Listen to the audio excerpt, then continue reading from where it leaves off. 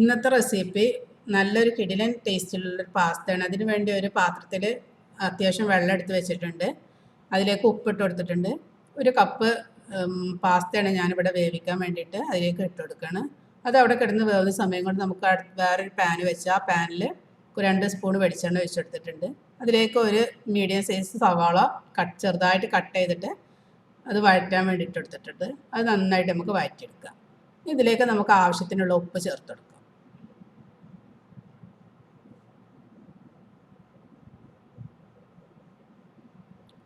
ഉപ്പ് ചേർത്ത് നന്നായിട്ടൊന്ന് അതിനെ വഴറ്റിയെടുക്കുക. നന്നായിട്ടൊരു ഗോൾഡൻ ബ്രൗൺ ആവണ വരെ വഴറ്റി. ഇപ്പോൾ ഒരു ഏകദേശം നല്ലൊരു കളറായി വന്നിട്ടുണ്ട്. ഇതിലേക്ക് നമുക്ക് ഇഞ്ചിയും വെളുത്തുള്ളിയും ചതച്ച് വെച്ചതും കുറച്ച് മതി. ഇഞ്ചി വെളുത്തുള്ളി ഒരുപാടൊന്നും ചേരൂല, അപ്പോൾ ഒരു സ്പൂണൊക്കെ എടുത്താൽ മതി. അപ്പോൾ എൻ്റെ ചാനൽ ആദ്യമായിട്ട് കാണുന്നവരാണെങ്കിൽ സബ്സ്ക്രൈബ് ചെയ്യാനും ബെല്ലൈക്കൺ അമർത്താനും മറക്കല്ലേ. അപ്പോൾ ഇഞ്ചിയും വെളുത്തുള്ളിയും കറിവേപ്പിലും ഒക്കെ കൂടെ ഇട്ടിട്ട് നന്നായിട്ടൊന്ന് അതിൻ്റെ പച്ചമണം പോകുന്നവരെ നന്നായിട്ടൊന്ന് വഴറ്റി കൊടുക്കുക.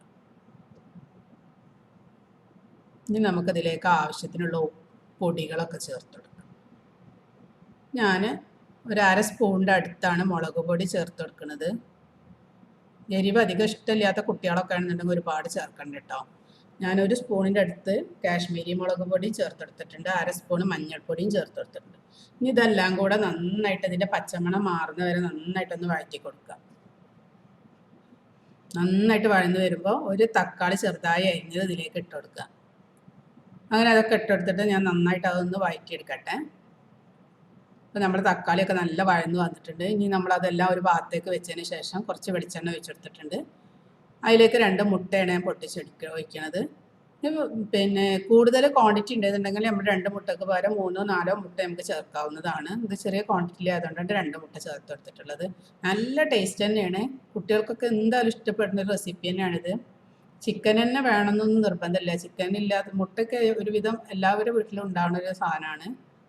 അപ്പം നമുക്ക് പെട്ടെന്ന് ഇതൊക്കെ കുട്ടികൾക്ക് ഇങ്ങനെ കഴിക്കാൻ തോന്നണമെന്നൊക്കെ പറയുന്ന സമയത്ത് പെട്ടെന്ന് ഉണ്ടാക്കി കൊടുക്കാൻ പറ്റും. അപ്പോൾ നന്നായിട്ട് ചിക്കി എടുത്തിട്ടുണ്ട്. അതിലേക്ക് ഞാൻ ഒരു 1-1.5 സ്പൂണോളം ടൊമാറ്റോ സോസാണ് ഒഴിച്ചു കൊടുത്തത്. ഇത് ഓപ്ഷണലാണ് കേട്ടോ. അത് ഒഴിക്കുമ്പോൾ നല്ല ടേസ്റ്റാണ്. സോസൊക്കെ ഒഴിക്കുന്ന സമയത്ത് കയ്യിലില്ലാത്തവർ ഒഴിക്കണം എന്നൊന്നുമില്ല, അല്ലെങ്കിലും ടേസ്റ്റ് തന്നെയാണ്. അപ്പം ഞാനിനി അതിലേക്ക് ബിരിയാണി മസാലയാണ് ഇട്ട് കൊടുക്കുന്നത്. ഒരു 1/2 സ്പൂണോളം ബിരിയാണി മസാലയാണ് ഇട്ട് കൊടുത്തത്. അതൊക്കെ ഇടുന്ന സമയത്ത് നല്ലൊരു സ്മെല്ലൊക്കെ വരും, നല്ല ടേസ്റ്റുമാണ് അതൊക്കെ ഇടുന്ന സമയത്ത്. ഇനി നമുക്ക് അതിലേക്ക് ഓറിഗാനോ ചേർത്ത് കൊടുക്കും. ഓറിഗാനോ ഇതേപോലെ ഓപ്ഷണൽ തന്നെയാണ്. ഉണ്ടെങ്കിൽ കയ്യിലുണ്ടെങ്കിൽ മാത്രം ഇട്ട് കൊടുത്താൽ മതി. എൻ്റെ കയ്യിലുണ്ടായതുകൊണ്ട് ഞാൻ ഇട്ട് കൊടുക്കുന്നുണ്ട്. ഉണ്ടെങ്കിൽ എന്തായാലും സ്കിപ്പ് ചെയ്യാതെ തന്നെ ഇട്ടോളൂ, നല്ല ടേസ്റ്റാണ്. അതേപോലെ ഞാൻ ഇതിൻ്റെ പാർസ്ലി ഒക്കെ ഇട്ട് കൊടുത്തിട്ടുണ്ട്. പാർസ്ലി ലീവ്സ് ഒക്കെ അതേപോലെ ഇട്ട് കൊടുത്തിട്ടുണ്ട്. അതൊക്കെ ഓപ്ഷണലാണ്, വേണമെന്നുണ്ടെങ്കിൽ മാത്രം ഇട്ട് കൊടുത്താൽ മതി. എൻ്റെ കയ്യിലുണ്ടായതുകൊണ്ട് ഇട്ടതാണ്.